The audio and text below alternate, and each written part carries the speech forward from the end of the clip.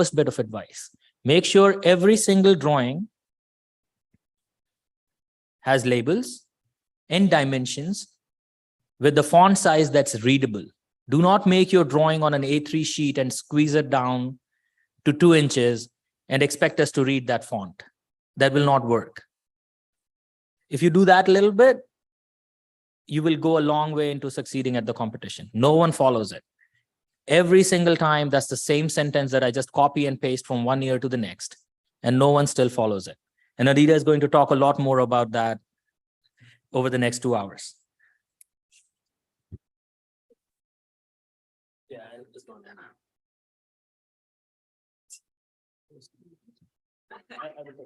Okay. So hi, it's good to see all of you.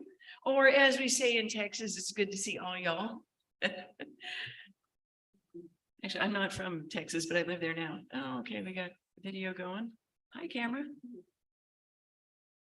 So we're projecting from, or I'm sorry, we've got the briefing on one computer. We're zooming from another computer, and I'm not sure how all of this works. And Abhishek is going to help drive this system. So anyway, welcome to the Asian Regional Space Settlement Design Competition. All of you who are here earned your right to be here. And a few of you who are here are going to earn your right to go to the finals at Kennedy Space Center at the end of July. So we're really looking forward to giving you a good time this weekend. Going to go through a few charts here, and then we're going to go to a quiz. Oh, Abhishek's going to drive. Okay. So for those of you going to the finals, you see in green is, it doesn't show up very well there, does it? Upper left, Asia semifinal. There are 2 winning teams that will go to the finals from here. And you can see we will have teams from all around the world.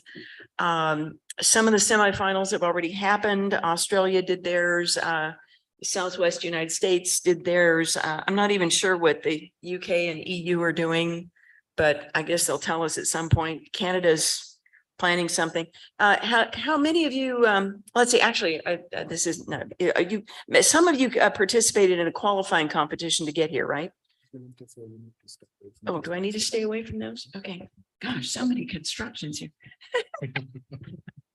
Okay, anyway, so you're part of a global event, a global competition. And when we started this, 3 of us co-founders in 1984, we've been doing this for a long time. We had no idea that we would be at this point now. We might have organized things a little bit differently, but it is what it is, and it seems to work. Okay, go ahead. I'm so used to doing it myself. There we go. So for this weekend, we're telling you you are in the year 2043. Have all of you read the entire program book and memorized everything in it?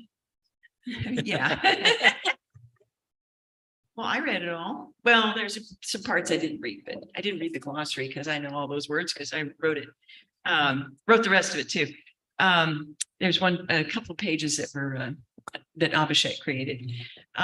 So you're in the year 2043. The program book describes future history as we're envisioning or allowing it for this weekend, 20 years from now in the year 2043. Now, do I think that those things like solar power satellites and people living on the moon are actually going to, and a space settlement called it Alexandria, do I think those will actually exist 20 years from now? No. Could engineers make them exist? Yes. What's stopping us is economics and politics. Interestingly enough, with some of the new space billionaires getting into the space biz, the politics is getting to be a little bit less important, which is really interesting and not expected. So you're going to be designing a space settlement named Ariel. We go to the next slide. Where that name comes from. We have a naming convention in the Foundation Society, the customer organization for this weekend. The suffix AL means it's in orbit around Luna. It's in orbit around the moon. The name of the moon, of Earth's moon, is Luna. The AM around Mars is, the AM suffix is not for the moon. So AL means it's in orbit around Luna, the moon. And the A at the beginning says it's the first settlement in that location. So we try to find a name that fits well with that. Well, it turns out there was a little sprite in William Shakespeare's The Tempest named Ariel. spelled a little bit differently. And actually in the press release page or pages of your program book, it describes why Ariel was selected as the name for this settlement. So I think that's as far as we were going to go here. And then we're going to the quiz show, right? Yes. That's why we're letting Abhishek drive. Yeah, well, get to a spot where you can see. We'd like to have 8 people, 8 students come to the front of the room. 8. The first 8 that come to the front of the room, you get to play, and there's a prize involved. Yeah. Okay, that will. I think we have more than 8. Jack, you want to count? 1. I think we want them down there. We want 2 groups of 4. Two groups of 4 up front here. Front, back. Hey guys. We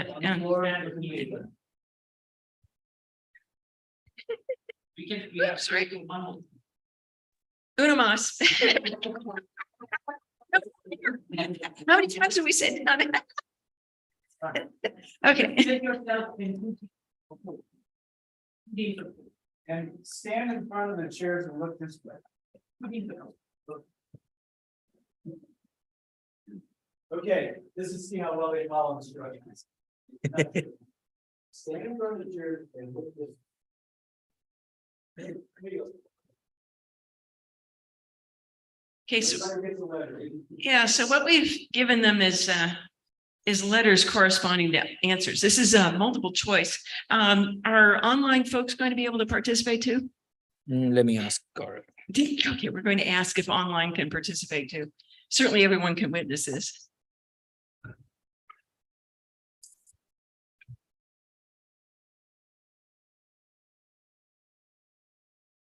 He needs a few more seconds. Is he setting it up? He's swatting. He's setting it up. Gaurav's setting it up. Okay. Right. Well, we can get started with how the formatting works. Okay, so the questions are formatted thusly. Okay, want to show us? We will show you a question. This is just a sample. We're not asking you to answer this one. Is there life in the universe? And then we will show you 4 possible answers. Right? 4. So primitive stuff, we don't know. Notice the answers correspond to the letters A, B, C, and D, which magically you have in your hands. Wow, what a coincidence. Okay. Here, you want to get right.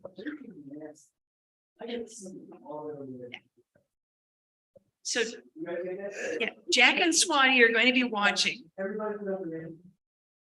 Yeah. Okay. So whichever team has the correct answer up and only the correct answer up gets the point. If you have 2 answers up, we don't score it yet. I may go do a little bit that maybe we need another answer. So we'll just see how this goes. We have not done this. Have we done an in-person one of these since COVID started? I don't know. I don't think so. Yeah, we haven't done one in person. It's certainly not here. And certainly not hybrid. Well, that's true. We have not done a hybrid. I think we did in person. Did we do in person at Southwest? I don't think we had time. I don't think we did. We did not do quiz at the finals. That is correct. Yeah. Okay. All right. Yeah. So anyway, so each of the 2 teams will have their answer in hoisted high, and actually, then we will show you the answer. And wow, this projector is not showing this well at all. So the correct answer is A. I'm actually looking at life in the universe. So do we have sometimes trick questions? Maybe not so many in this deck, or maybe so. We'll find out. All right, we ready to see our next question? All right, this is for real. All right. Give me a second. Oh, okay. I need confirmation for Gaurav. We're trying to get our online. Okay, folks. it's ready. So the way it will work is you guys will raise your hands, and at the same time, we will have students participating online, polling the answer like we did last time, right? And then we won't give you the answer till we have both your answer and their answer. Question. Okay. How much gravity is there in space? So this is an in-orbit settlement that you will be designing. Let's see what the possible answers are. All right, let's get those, let's get the right answer figured out from each team and hoist up the answer that's correct. Oh, oh, shit. I'm sorry. One of my favorite words. What was going on there? Oh. Okay. So, which one? Sorry about that. Are you ready? They both have answers. So it's, you need to figure out which one got the answer up first. All right. And the correct answer is indeed D. Yes. Everything has gravity. Actually, there are people who can, you know, we talk about people attracting each other. There are people who can calculate the amount of gravity generated by the mass of a human body. Okay. It's not very much, but it's true. We do attract each other. Okay. So good work. But you saw that whoever has the correct answer up first gets a point. And Jack, you're keeping track of points. All right. Next question. Common hazards, not uncommon hazards. What are common hazards to humans in space? Let's see the answers. So we know vacuum and temperature are two of them. What is another or two common hazards? We have a C and we have a D. Are the online folks ready? They're still polling. They're still polling. We'll give them 10 seconds. We'll give them 10 seconds.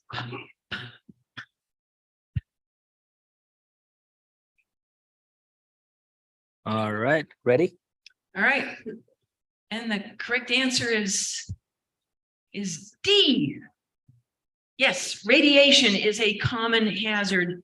And it's radiation, cosmic radiation, and also solar radiation in the solar system, especially solar flares, which are rare, but do happen and are intense and really nasty and devastating. All right, next question. Okay. Keyword here is ample electrical power. If you are in the inner solar system, which is Mars, and inside, we are definitely, with this scenario, because we're in orbit around Earth's moon, we are definitely in the inner solar system. Let's see what the answers are. Ample solar power. I'm sorry, ample electrical power. I'm sorry. Well, we got solars up there. Is it one or more sources? Are we still polling? Mm-hmm. Okay, we have the same two answers. Did the judges figure out which one was up first? Okay. Tell us when the polling is ready. Oh, I already. Oh, you brought did. the Okay. result. Oh, I'm sorry. Yes, correct answer A. All right, good. Both teams got that. I want to say companies, but we really have a problem with that extra frame that's showing up there. Wow. I'm glad you're driving and not me. Okay, my driver left. Okay, this question is how many people have walked on the moon? This is for real, not in the movies, okay? If we were doing a Mars scenario, we have a question, how many people walked on Mars? And the correct answer is thousands, but only in the movies. That's not what we're doing here. All right, how many humans have walked on the moon? We've got an A and we have a D. How are we doing on polling? You're doing great. We'll give them a few seconds. Giving them a few seconds. Oh, we changed to a C. You ready? Yep. Ready. Correct answer is a dozen. Ladies, they're all men. All guys. The United States Artemis program is going to change that. There will be one of the first people, next people on the moon will be a woman and also a person of color. So we're finally fixing that. The original astronauts from Mercury, Gemini, and Apollo were all guys, mostly short, so they could fit in the capsules. All right. When was the last time humans visited the moon? The last year. Let's show the answers. Actually, every one of these dates has significance, but only one answers that question.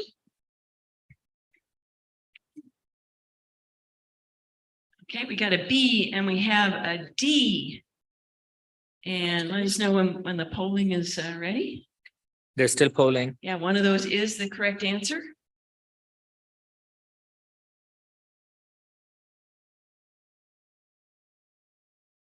All right, I'm ready to close whenever you All are. right, show the answer is B, 1972. Winners on the left over there. We just had the 50th anniversary of the final Apollo landing was last month. 1981 is also a significant date, especially for Jack and me. That was the first year that the space shuttle flew, was 1981. 1969, of course, was the first Apollo lunar landing, Neil and Buzz landing 69. 75, was that Apollo Soyuz? I think it was. It was Apollo Soyuz. Okay. Okay, yeah. It's been a while since I wrote that question. There was significance there. All right, nights in space. Of course, it's hard to get solar power when you have a night in space. So if you have night in space, you're going to have to resolve that issue. Let's show the answers. All right. We got an A and a D.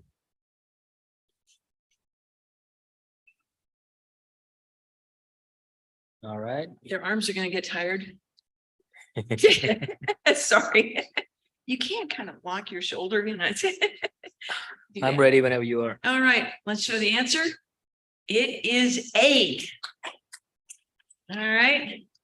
So, Incidentally, very few people got it right on the poll. oh, really? Okay. Well, we had a right answer here. So when the International Space Station, which is at, what is it now? 250, 300 miles, something like that. It goes up and down, it gets boosted. And then, yeah. The International Space Station has an orbit that's about 90 minutes long, an hour and a half, and almost 45 minutes of that, it's behind the Earth. So they have night. They have about 16 day-night cycles in a day, something like that.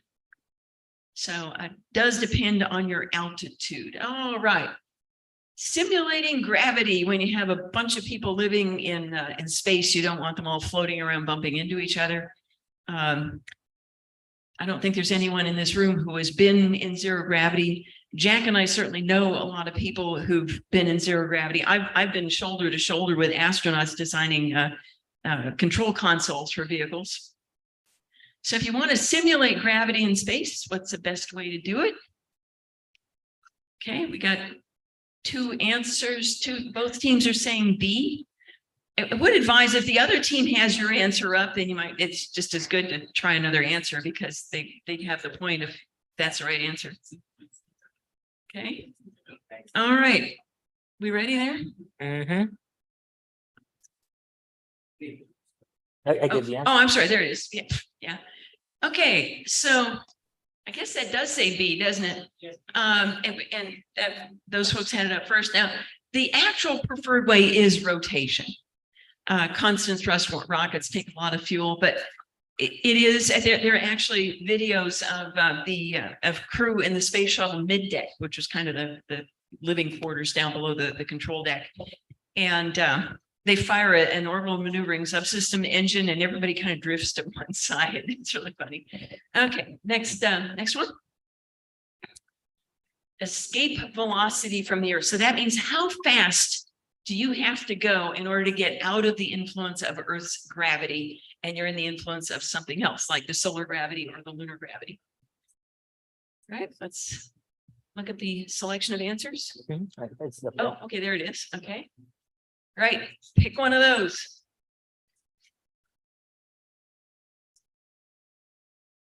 We have an A and a C here in the room. All right. We only have 19 answers. Polling is still going on. A and a C. All right, close the polls. Okay, correct answer A, 25,000 miles an hour or 40,000 kilometers per hour. That's fast. That is mighty fast. To remain in orbit around the Earth, about 17,500 miles will keep you in a 150 to 200 mile orbit. All right, next question. That green is just not showing up on that projector, is it? Okay, by comparison, escape velocity from Earth's moon. By the way, we call this the gravity well.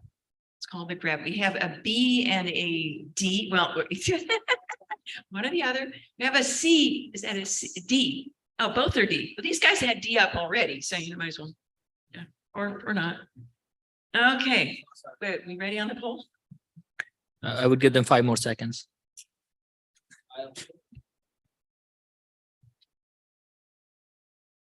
And the correct answer is C. Oh, nobody gets the point. Sorry. Now, clearly these are the same numbers. The escape velocity from Earth is that first bigger number, and the lunar number is a lot smaller. So what this means, if you want to get something into orbit, it's easier to get something off the moon than it is to get something off the Earth. Okay, so if you can get materials from the moon, that will save you a lot of money, a lot of time, a lot of propulsion, a lot of grief. All right, next question. And we're doing the quiz show just to get you to think about the answers so that they stick with you a little bit better, and it's kind of a little bit of fun too. Okay, this is a trick question. If you have an orbiting space settlement, and presumably an orbiting space settlement with gravity, go ahead and show the answers. Okay. What is not visible? What do you not see as you're approaching it in another spaceship? Okay, we got an A and a C. Does anybody want to try another answer? Something not enough? Okay. The answer is Yeah. Anybody get it online? nope. Okay. Very few people. Everyone messed up on the correct answer is B. 6 people got it right. Because 6 out of 60. 6 out of 60, so 10% figured this out. So what happens if you have a rotating space settlement? Your spaceships are approaching. Your spaceships are designed for operating in zero gravity, right? You have a rotating settlement. That means on the perimeter you have gravity, which spaceships are not designed to operate in. And oh, by the way, how do you attach yourself to something that's rotating and has gravity, and if it's on the perimeter, it's going to be slung off like a slingshot? The reason we have this question here is we have seen this design element in space settlement design competitions, and it's really, pardon me, it's really stupid. So we don't actually, there is a company design for rotating space settlement that shows a bunch of Sierra Nevada dream chasers, and I've asked them, why are you doing that? And they ignore me Because it looks cool. It looks cool. Also looks expensive, and it looks, yeah, anyway. So don't do that. Don't put your docking bay on the perimeter of a rotating space element. All right, this is kind of important for scheduling and timing construction. Now, this doesn't mean that everyone is going to take this much time to get to the moon, but it certainly kind of addresses the amount of time. Okay. Tell you what, D is not the right answer here. So let's just try something else, okay? They didn't have enough room for toilet paper for that long, for Christ's sake. Which is a problem, by the way. How are they doing online? Oh, the answer. But the answer. There we go. Yeah, correct answer is B. Okay, I think it was like almost like a little over 3.5 days to get to the moon. Was that it? Do you Less remember? to get back. Hmm? It's less to get back. Less to get back. Okay. 50% got it right online. Yeah. 50% got it right. Okay, good. 50% got it right online. Read that again. What? It's less to get back. I'd have to think about it. I kind of think no. That's right. Yeah. I'm talking to Jack Gafford. So yeah, right. Okay. This may be the last question. So we're not going to ask you to do any orbital computations here. But this is useful to know. What shape is in orbit? What geometric shape is in orbit? We got a C and another C. Anybody want to try for another answer? Okay, we got 2 Ds, and I think that one, well, you guys figure out which one is up first. Okay, we ready to show the answer? Yep. The correct answer is indeed D. It's an ellipse with around one focus. And if you want a circular orbit, it's an ellipse with a foci right on top of each other. So your ellipse is really a circle. Is that the last one? I think so. Okay. Do we have a winning team? You do. We do. We have a winning team. All right. Very cool. Team is, new team is stage left. Stage left. All right. Okay, so you get to choose. We have 4 of each prize. You get to choose whether you want a space station lapel pin or a design competition mug. You want the mug? Okay, they want the mug. Okay, we got 3 more coming. 3 more. Okay, mugs over here. And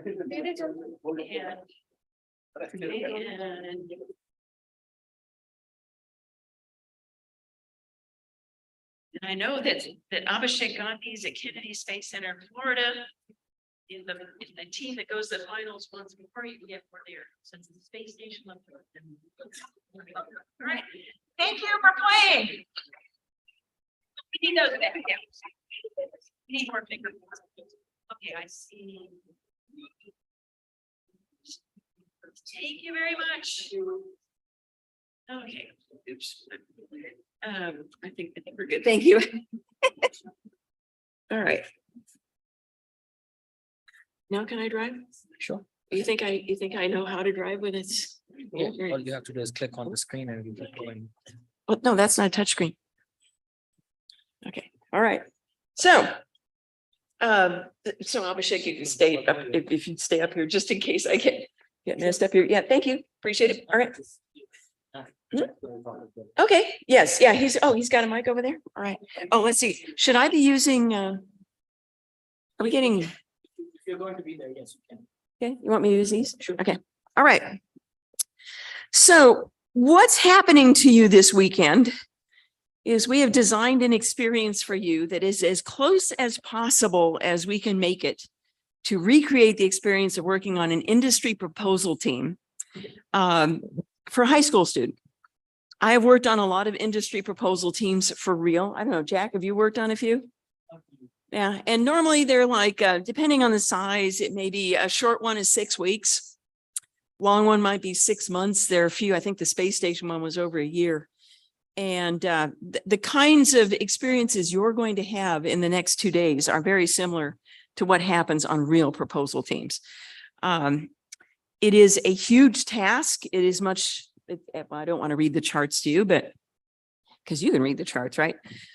It does take a team all working together, all communicating and working together in order to get the solution that you're going to present to the customer. Proposals are how companies get work. And my favorite example is if you want to haul garbage in New York City, and I suppose if you want to haul garbage in Delhi, the city will put out a request for proposal saying, these are the requirements. This is how I want the garbage picked up. And companies will then tell or write a document telling the city how they are going to accomplish what the city wants done. That's called a proposal. So it almost doesn't matter what kind of service a customer wants.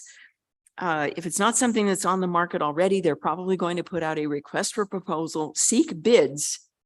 And the proposal is basically your bid for how you are going to accomplish what so what is a question? How is a question? You answer with how. The customer tells you what they want.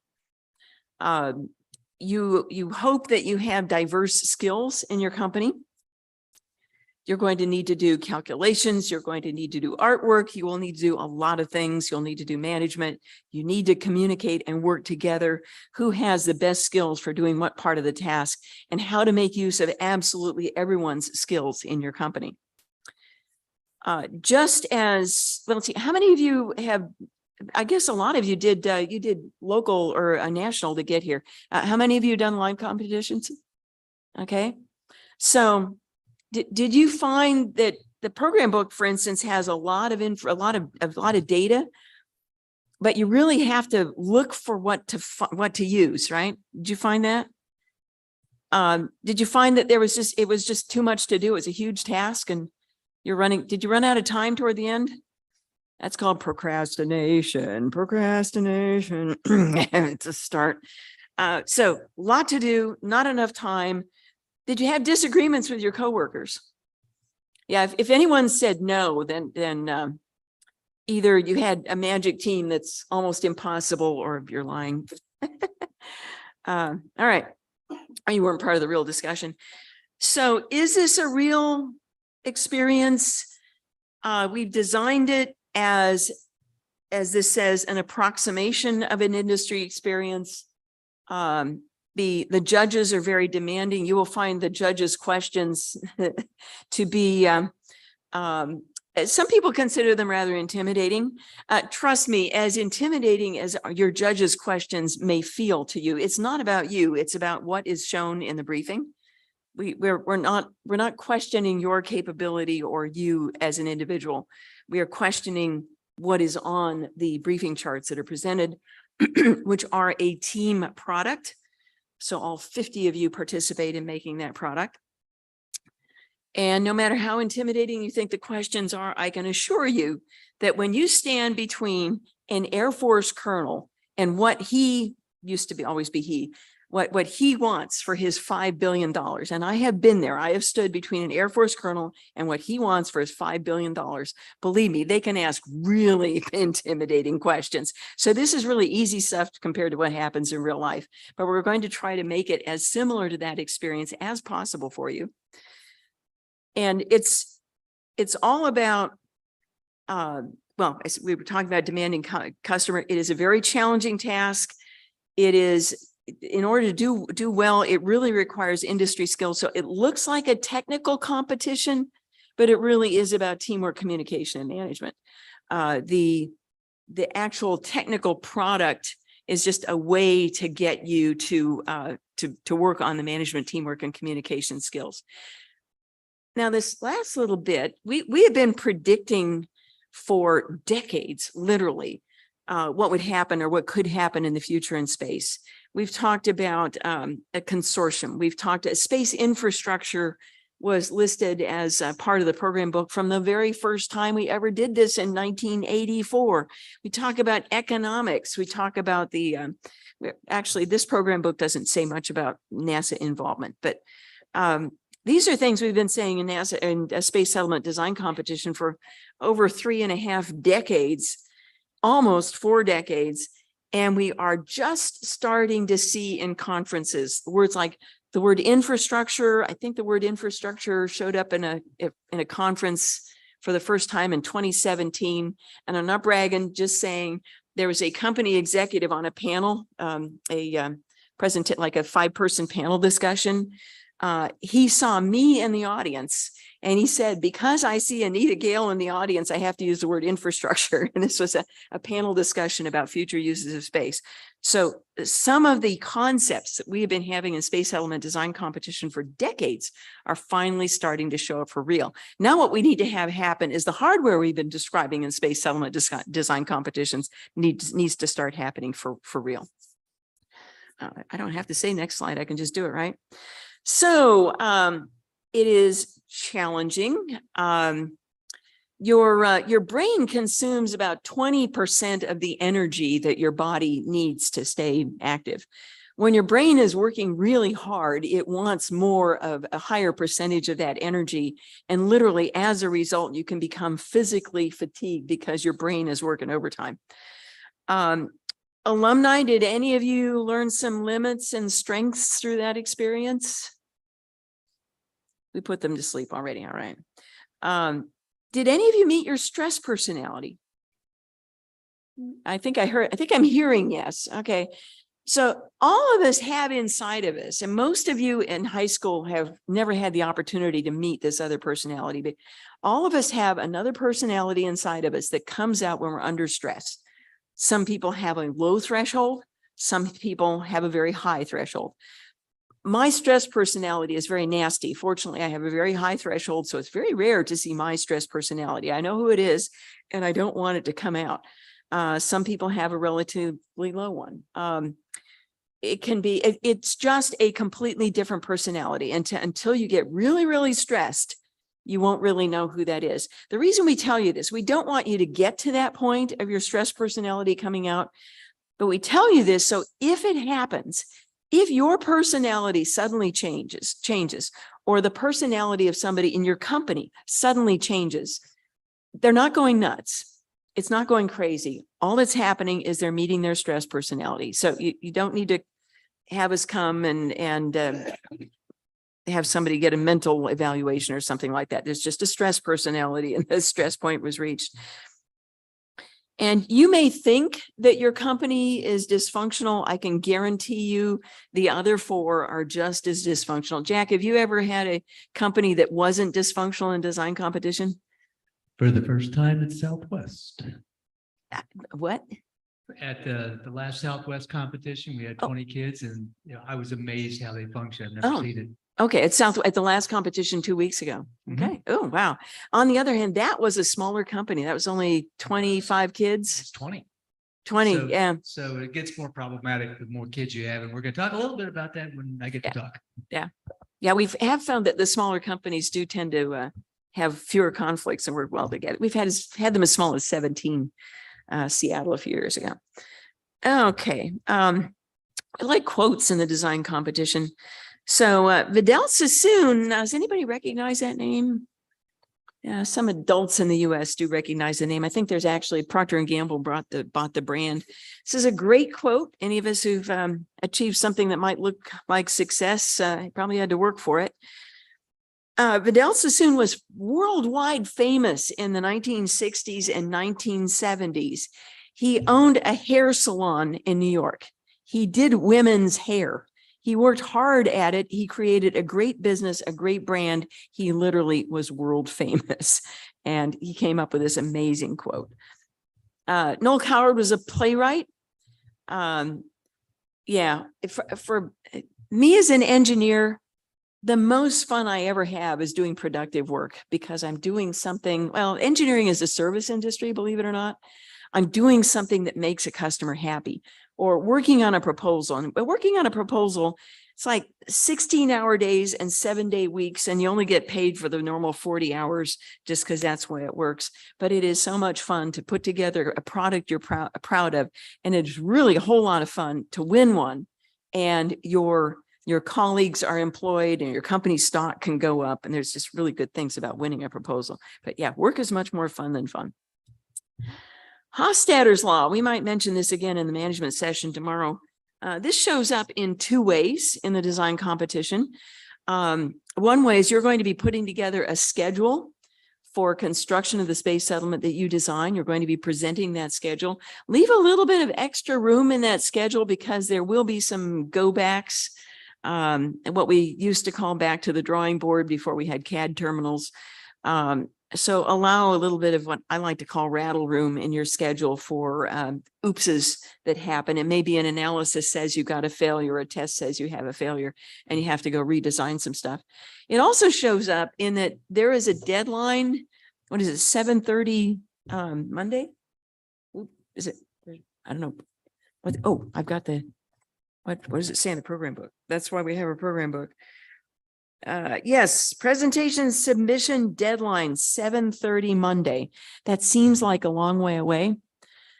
But according to Hofstadter's law, and according to what we've seen in space settlement design competitions in the past, it is coming faster than you think. So the more you can get done, the faster you can get it done, the better you will feel by that submission deadline. Otherwise, you're going to be scurrying at the end. Have you ever had a competition team finish like several hours before deadline, Jack? I've only seen that once too. Yeah, okay, once. And you've done more competitions than you can count, right? I could count them, but I'd have to have more hands. Yeah, okay, right.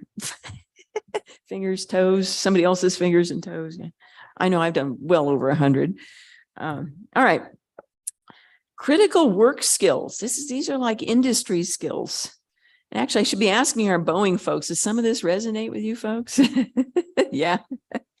Okay. Yeah, actually, these may resonate even more. We like to quote Theodore Roosevelt. He probably is being recognized now as a better president than 50 years ago. He wasn't really, it's like, why is his face on Mount Rushmore?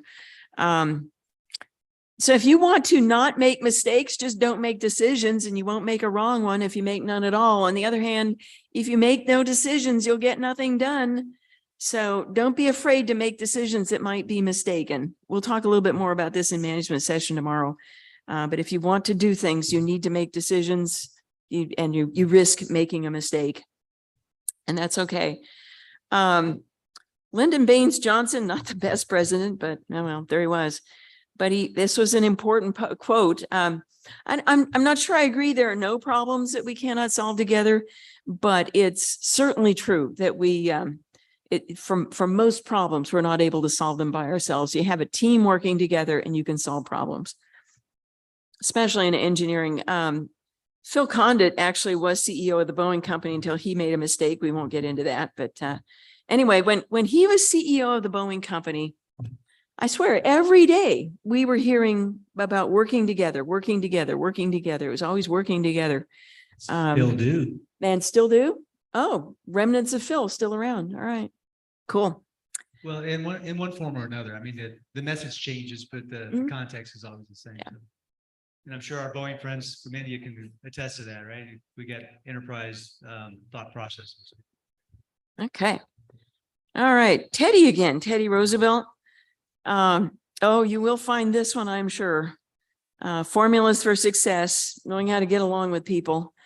And when you're in industry, especially when you're working in a department, you're not the person hiring who is on your team. You're not selecting who is on your team. Doesn't matter who is on your team. You need to know how to work with that person. And there are a lot of very brilliant engineers, brilliant people who can contribute a lot to a team. And they're just not nice people to be around, or you disagree with them in other ways. And you need to figure out how to work with them and make use of every person's skills to the maximum that you can. All right, emulating the work experience, and that's what we're doing here. So we have an organization chart, and we didn't articulate this until relatively recently, but we've actually had an organization chart from the very first competition we ever did in 1984. The only real change we've made to it is we added automation engineering around 1986 or so. So you have a chief executive officer who is assigned to you, and they will be pairs of people. There are 4 people in this room or online, and I'm sorry for the online people. I'm looking at the audience in the room and I'm not seeing you online people. But there will be 4 people who will be president of their company. There will be 8 people who are vice presidents. The vice president of marketing and sales has staff. So some of you there'll be one person who's vice president of marketing and sales. And I'm sorry, I said 8. I keep forgetting we have 5 companies here, usually only 4. Well, I've 5 people here who will be president, 10 people who will be vice presidents. The vice president of marketing and sales and her or his or her staff are responsible for putting the briefing together, for making sure that there's a coherent story that's being told to the judges, that the design is being communicated in a way that's easy for the judges to absorb and understand. You're going to have a huge amount of data you'll be throwing at us. We call it drinking through a fire hose. And the more understandable you can make it, or marketing and sales can make it to the judges, the better you're going to come out in the end. Then the vice president of engineering has 4 departments reporting to him or her, and each department has a director.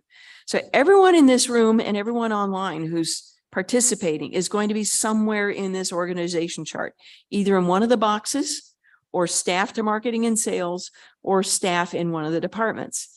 Now, if your interest is in about the overall structure, what it all looks like, how different parts of it are related to each other, what's downwind of which, you're a structural engineer. It goes along with sizing, all that kind of thing. But pardon me.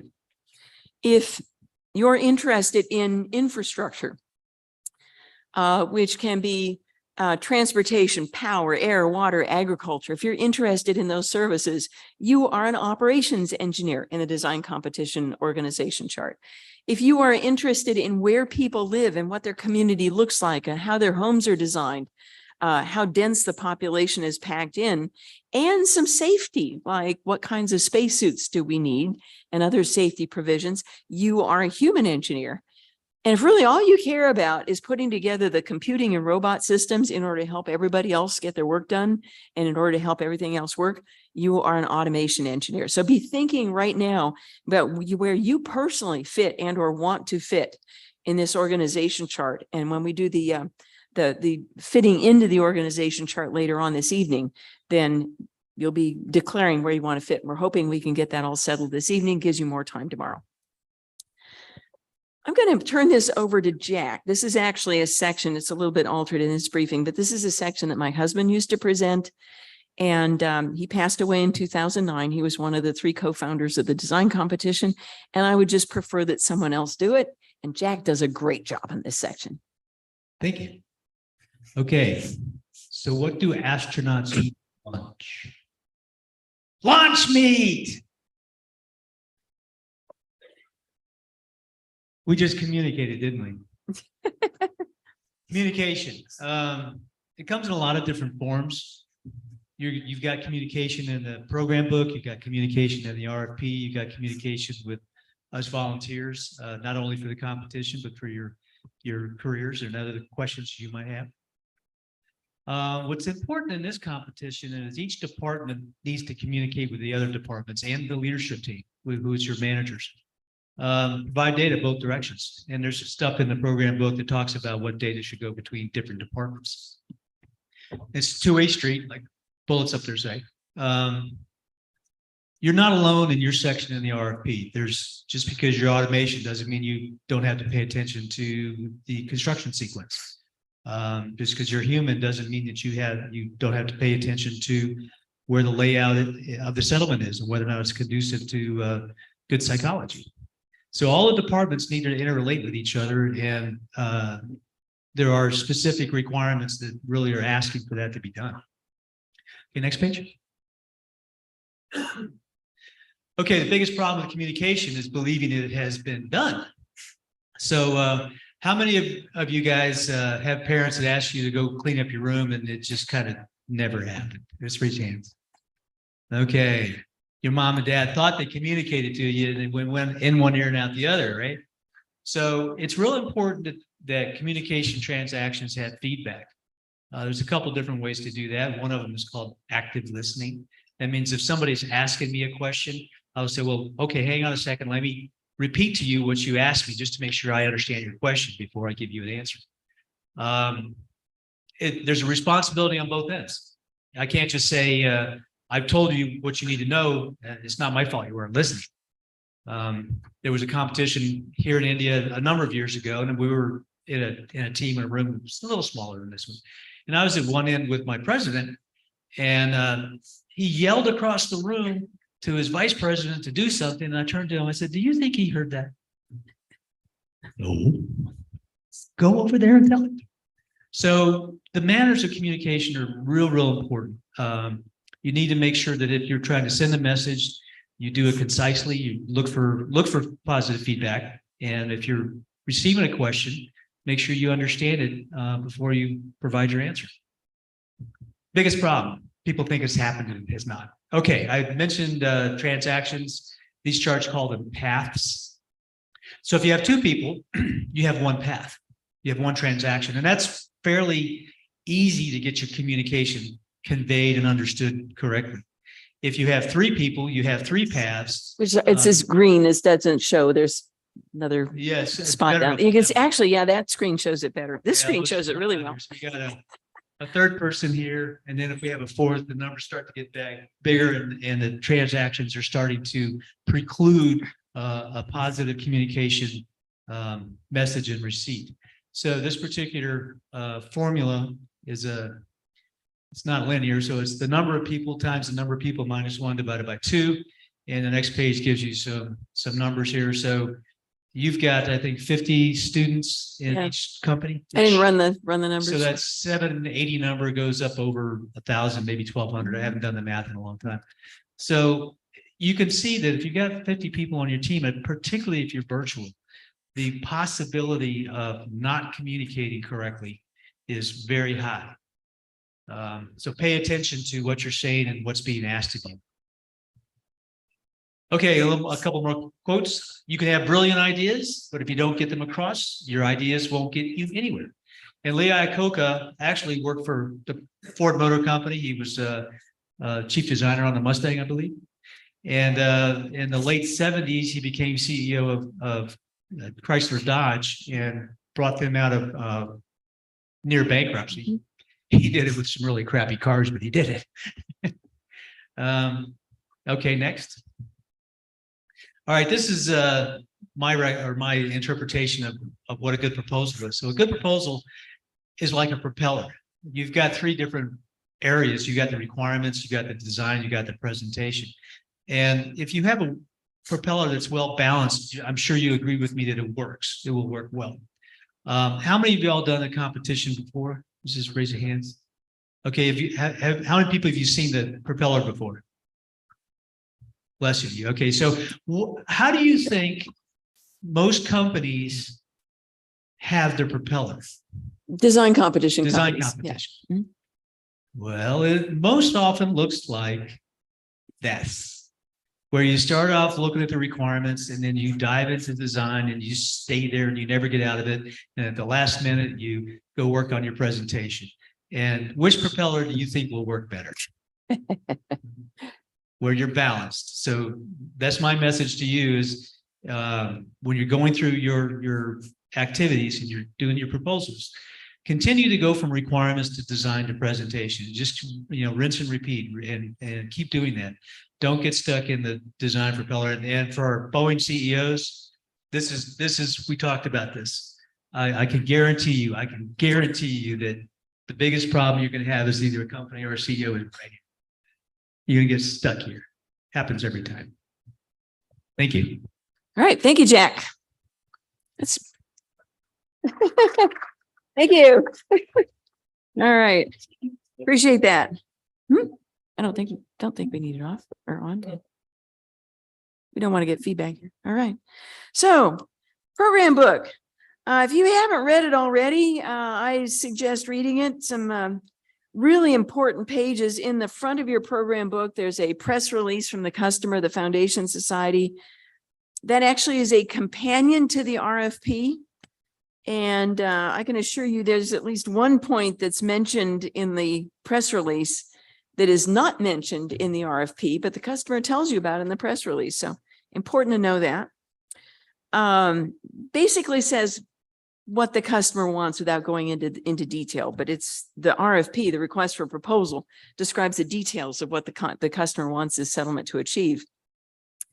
There are pages describing, again, in the year 2043, what are the companies doing? What's the customer doing? What infrastructure is around?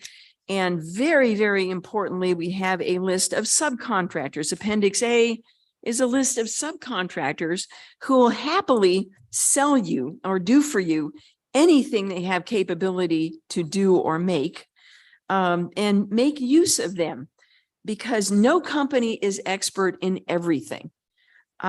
So if there are companies that have carved out niches to do something really, really well, it'll probably be done better by the companies that have the expertise, and probably less expensively as well, and more reliably on schedule. So including on these, there is an existing space settlement, there are habitats, there's some infrastructure on the moon, there are spaceports in low Earth orbit. And then the subcontractors list focuses on commodities. So we don't expect you to show us where you're going to get water for your space settlement. There's a subcontractor for that. We don't expect you to figure out how to make air for your space settlement. There's a customer for that. We don't expect you to figure out how to make toilet paper on your settlement. There's a subcontractor for that. And it's noted on the bottom. There are some of the subcontractors listed here. I could actually put names on them. I can put people's names on them. I can put companies' names on them. There are companies doing some of these subcontractors in this list that are incorporated right now, and all they're waiting for is an opportunity or a launch vehicle that will get them to the moon so they can start processing lunar materials and start making this stuff. There already is a customer saying, I will pay X number amount of money per kilogram delivered to low Earth orbit of fuel. So the space economy is starting to happen. It's starting to work. And if you're thinking of starting a space business, it wouldn't be a bad idea to look at this list and see where there are niches you might want to operate. Now, again, there might be competitors. In some cases, a lot of competitors, but those are going to be real businesses in 20 to 25, 30 years. All right. This is about not only how to win in space settlement design competition, but industry proposals as well. So most important, the customer is telling you exactly what they want. That's the request for proposal. They want the settlement to do this. Your job is to show how you will achieve that, how you will help the customer get what they want. If you create a design that answers absolutely every point in the RFP, I guarantee that your company will win, because it has happened exactly 0 times. It has never happened. Now, part of the reason is you have a page count limitation. You have a limitation on the amount of time you have to do this. As Jack indicated, there are probably designs you will have that answer questions that don't get in the briefing charts. So never has everything requested by the customer got into a proposal. The key to winning this thing is to do better at it than the other 4 companies. It's the one that does the best is the winning company. It won't be perfect. Highly unlikely your proposal would be perfect, but just needs to be better than the other 4 and you'll be selected. There are some implied requirements. I don't remember if we mentioned furniture, but we don't mention, for instance, clothing. So you need to think about what are normal things that could be expected in a community that need to be there. Now, there are a lot of things, if they're not mentioned, like if we don't mention a museum, we probably don't want one. A museum is expensive to run. But you can be pretty darn sure we're going to want shoes. All right. See the difference here? Okay. So there are rules. This first one actually is in the list because we actually, a few decades ago, had a company, design competition company, where one of the people, it was in the United States. I think it was at Jet Propulsion Lab. This is before you got involved, Jack. And one of the students had a friend who worked for an Air Force base in Ohio, Wright-Patterson, and called his friend who actually was an Air Force officer, said, "Hey, we're designing a space settlement. Will you help us?" Don't do that, please. If you do that, you've reverted yourself back to the year 2023, and we're going to kick you out of the year 2043. If you want to stay in the year 2043 and play this game, don't seek outside help. Janitorial staff for your company headquarters. What that means is each company is assigned an individual room. We're going to be looking at each of those rooms when you finish up and make sure it is clean and neat and tidy and left in basically the same condition it was when you arrived. If you leave candy wrappers and crumbs and stuff like that all over the floor, you can actually lose points. And we actually have used this as a judging criterion when 2 proposals are really, really very similar and we're having trouble differentiating which is the best. We actually had in the finals one year, we realized that one of the companies had left its room in a mess and the other had not, and that's what settled it right then and there. So this actually can determine the winning company. If let's see, you will not go over 35 minutes. I can guarantee you, if you try, then you will probably be surprised at how we make sure you're not. Judges will then ask questions, we hope very probing and challenging questions for 10 minutes. We might slop a little bit earlier, or a little bit longer. I'm sorry. Your presentation is limited to 35 minutes, so nobody has an advantage, but the judges may get a little bit more time. So we have a due time for the presentation. If you're late, we will make a note of that, and that can be a criterion in judging. We are asking for, I think at this competition, I think it's in the program book, PDF. Yes. This is right. Okay. Both a PDF and a PPT. Okay. So, okay. PowerPoint and a PDF. So don't use Keynote like I'm using. Oh. They can export from, they can give me Keynote. I will accept it. Okay. Keynote or PowerPoint and a PDF. Okay. Make sure that your pages will print well in, are we black and white printer? Yep. Okay. Needs to print well in black and white, because when the judges are deliberating, all we have is your black on white copy to work with. So if you have something in exotic colors that look kind of the same in black and white, we may not be able to remember what we saw here, because what we have to judge by is what we have in our hands. We will get a printed copy. we will only judge the first 50 pages. In fact, we'll probably only print the first 50 pages. If your schedule is on page 53, you don't have a schedule, right? And do format your pages so that they will fit. I think PowerPoint and Keynote both kind of force you to do that. All right, it's a briefing. So this is a briefing. You notice I'm telling you what the important points are. I am not reading every single word because I know you people in the audience can read that, but I'm explaining the intent of the slides, and that's what we will expect you to do as well. So you're going to have a lot of drawings, a lot of artwork, and we want the briefer to go through and tell us what to see, what is the cleverness, what's the wonderfulness of your artwork.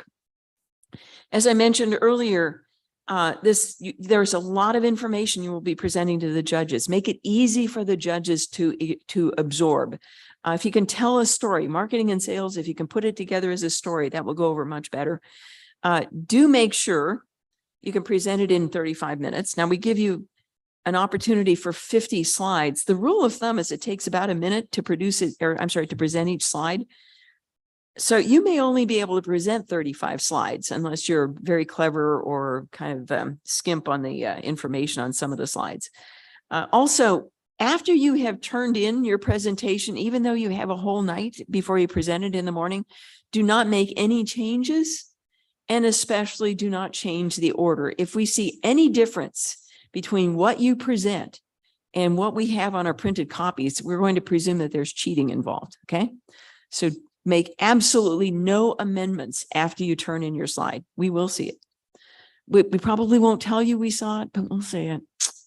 Do not read the text to the audience, she said, reading the text to the audience. Just don't do that. Of course you can read it yourself. Yeah, I want to read all that. And it's also notice that these little dot jobbers are called bullet points.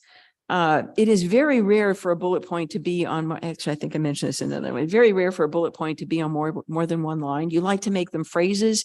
If you put sentences or paragraphs on your briefing charts, then the person briefing is probably going to want to read the sentences.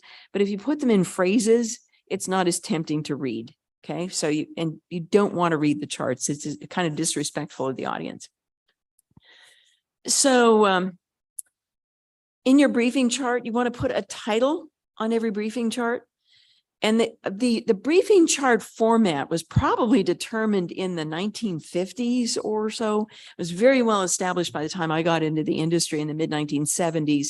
Yes, I do have that much vintage.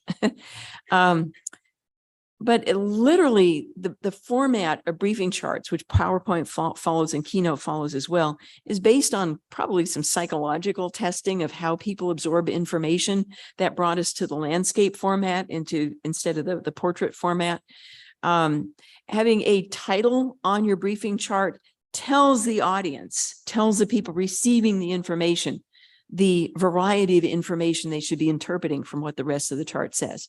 So it is important to have a title on each of your pages, just like it's important to have a title on a book, like a front page of a program book.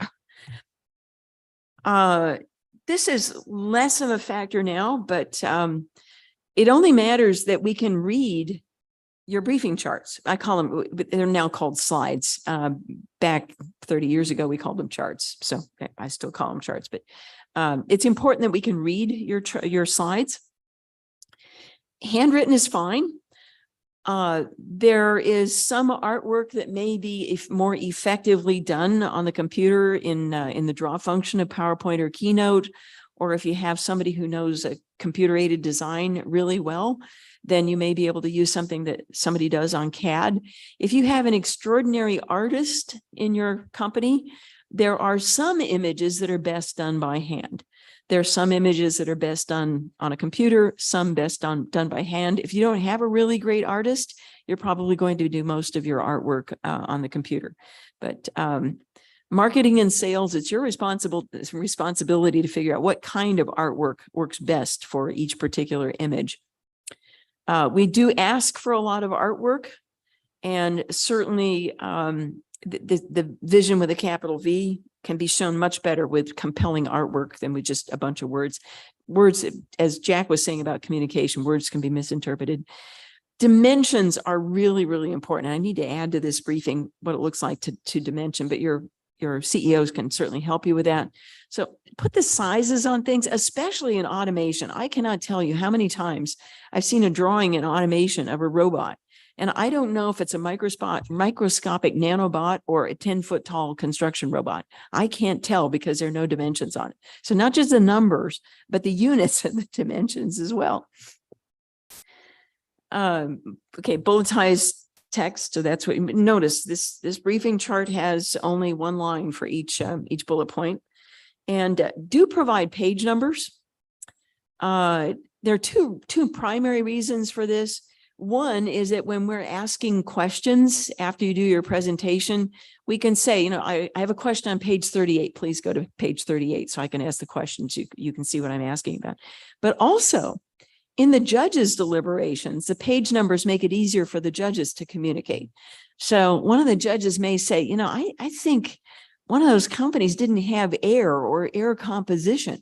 And another judge will say, oh, look on page 15. There it is. Okay, there it is. So they did have that. So it's very helpful to us in the judging deliberations to have page numbers. Make sure they're sequential order. They don't help much if they're all mixed up, and that's happened too. Okay, so on presentation morning, which is Tuesday, you will have submitted your briefing Monday evening. On the morning that we're doing the presentations, actually, will they present from their own laptops? Okay. Okay, so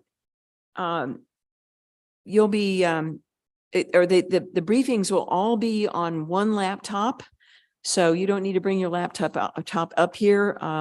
You'll probably be checked in advance. They'll be checked in advance to make sure that we can see them. Let's see, are they submitting by email or a data stick? They're submitting by email. Okay, by email, not okay. This was for a different competition, so you're submitting by email. Instructions will get to you, and again, re-emphasizing, don't change the file after you submit it. Actually, because it's going to be submitted from that one computer, you won't have an opportunity to change it.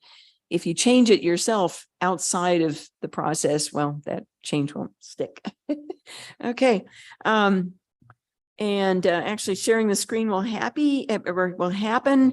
And as soon as you say the first word, as soon as the first presenter says the first word, we start a timer for 35 minutes.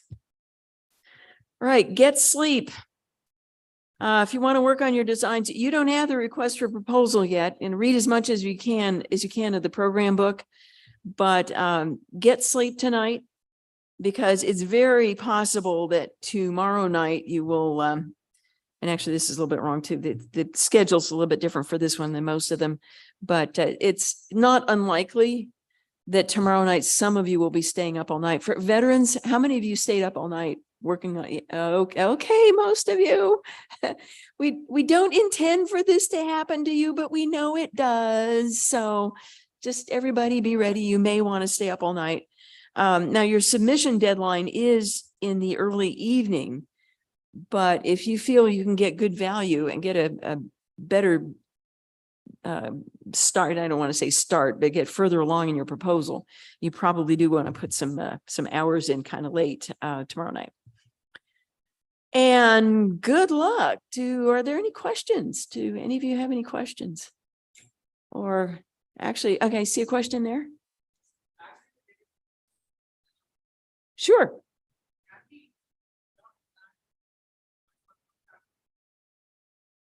The subcontractors? Oh, all of the subcontractors are available. Are what? Oh, researching. Okay.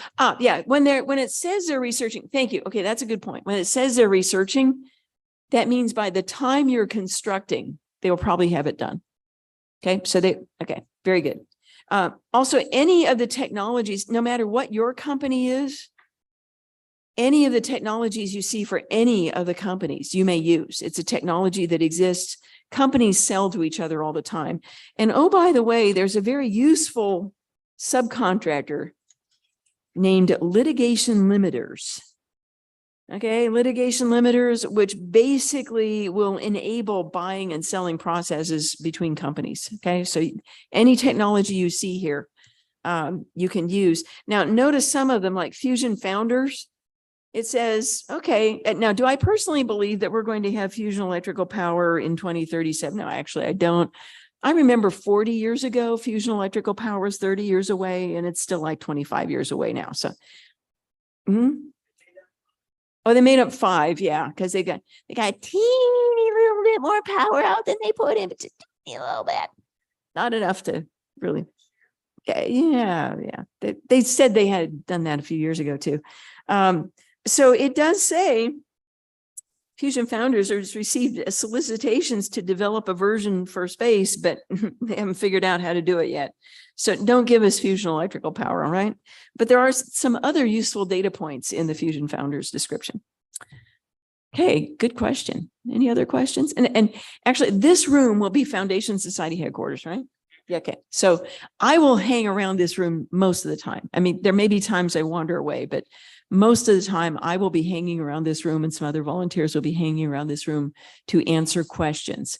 And if we're gone, it won't be for very long. We'll be coming back. So you can certainly ask questions. Abhishek, do we have an online question answering forum? Yes, we will release that Okay. on Discord. Okay. All right. Oh, we got to get me on Discord too then. Yeah. Okay. There will be a question answering forum. So especially for those of you who are participating virtually, you can ask your questions in Discord or in whatever the question answering forum is that Abhishek creates. Actually, I think your format is better than Discord's.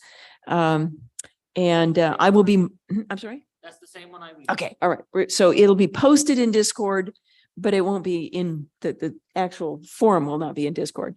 And you can ask questions. Everyone can see the answers.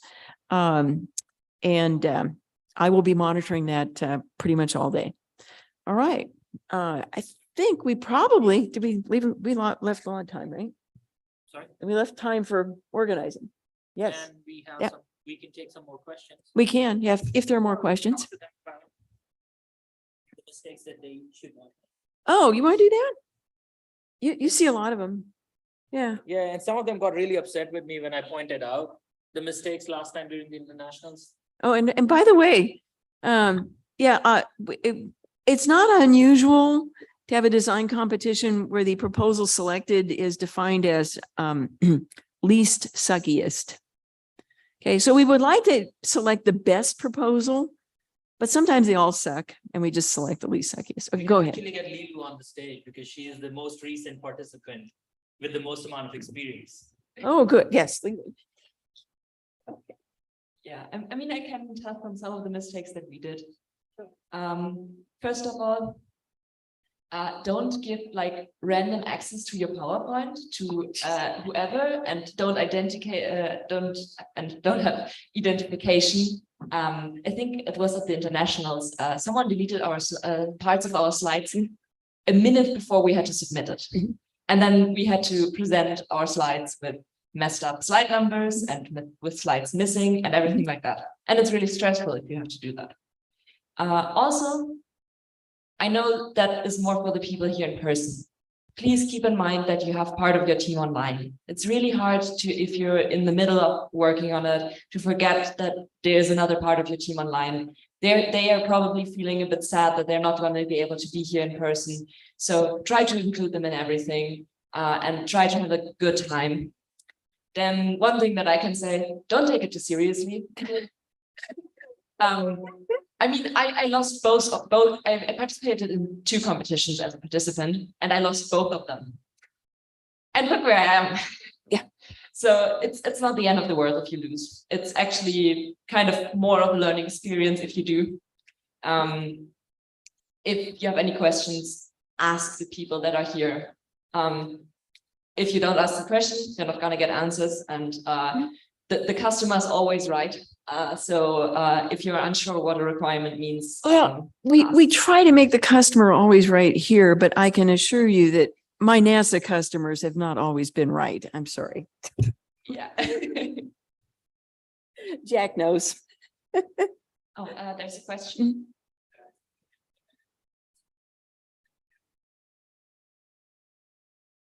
You'll have to be a little louder, Yeah. a little louder.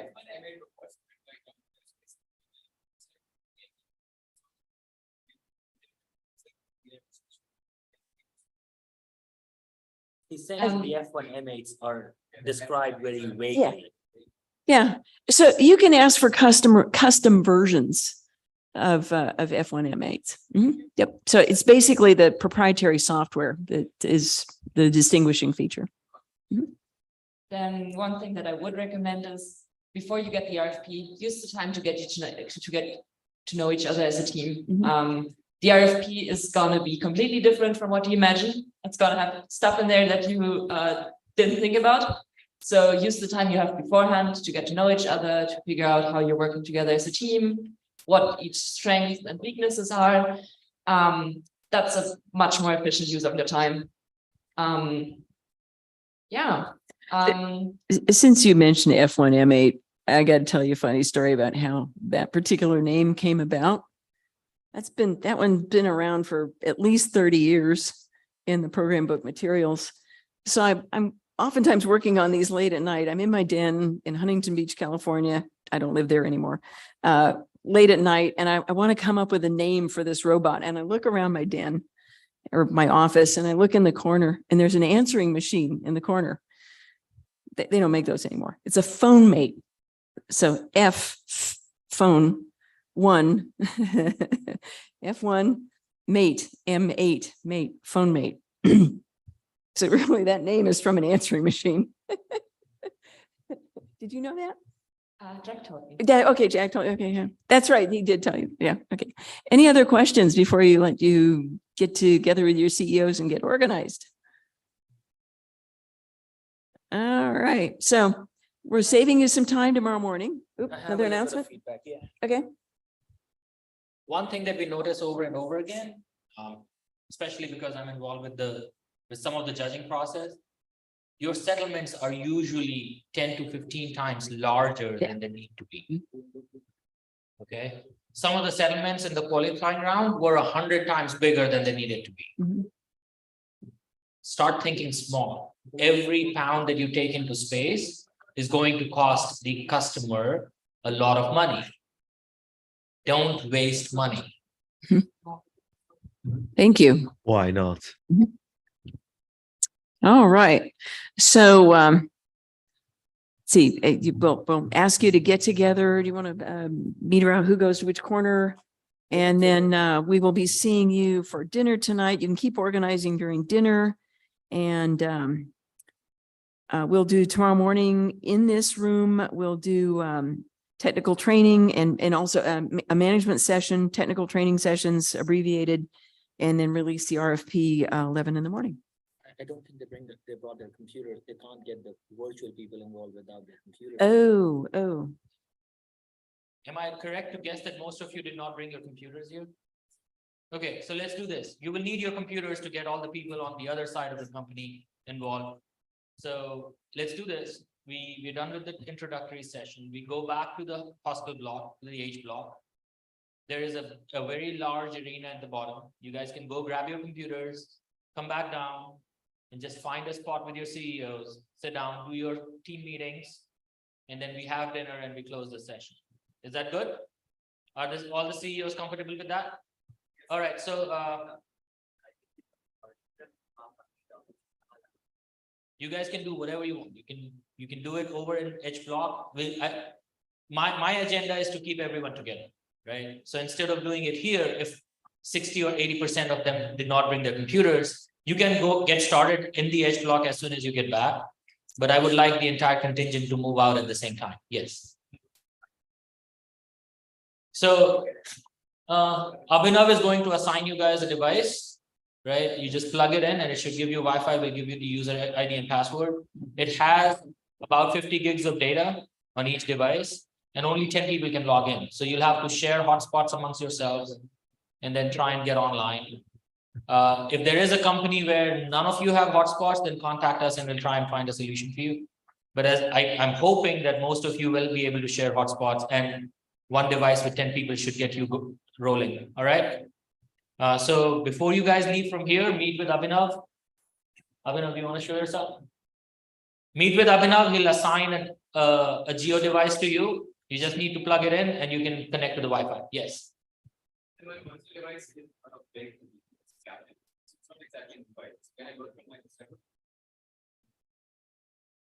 Yeah, I mean, we're not stopping you.